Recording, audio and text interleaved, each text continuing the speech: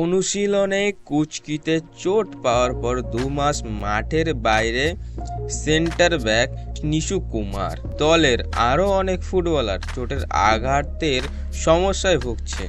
আজকে কিন্তু ইস্ট বেঙ্গলের একটি ম্যাচ আছে। হ্যাঁ বন্ধুরা, ডুরান্ড কাপ 2024 অভিযান শুরু করেছে ইস্ট বেঙ্গল। সফর কিন্তু আরো বড়, সেই কারণে মোহনবাগানের প্রাক্তন ক্যাপ্টেন প্রীতম কোটাল ও রাহুল কেপি ও ভিঘ্নেশ দক্ষিণামূর্তিকে সই করাতে ঝাঁপালো লাল হলুদ। গতবারের রানার্স ইমামি ইস্ট বেঙ্গল এবার ডুরান্ড কাপে সম্পূর্ণ শক্তি নিয়ে ঝাঁপাতে চলেছে। তো দেখা যাক এইবার ইস্ট বেঙ্গল কেমন পারফরমেন্স দেখায়। আশা করা যায় আজকের ম্যাচে ইস্ট বেঙ্গল একটি দুর্দান্ত পারফরমেন্স দেখিয়ে সকল ফ্যান্সদের মনে আরো বেশি জায়গা করে নেবে। তো দেখা যাক, আজকের ম্যাচটি দেখার জন্য সকলে অপেক্ষা করে থাকবো। তো দেখা হচ্ছে নেক্সট ভিডিওতে। হাসতে থাকবেন, ভালো থাকবেন, খেলায় থাকবেন। Bye bye.